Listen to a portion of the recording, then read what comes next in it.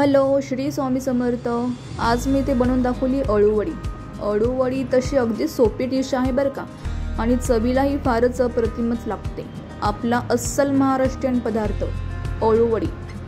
यात मी अळूची पानं स्वच्छ धुवून घेतले होते आणि लाटण्याने छान प्लेन करून त्यावर हे मिक्सचर लावून घेतले।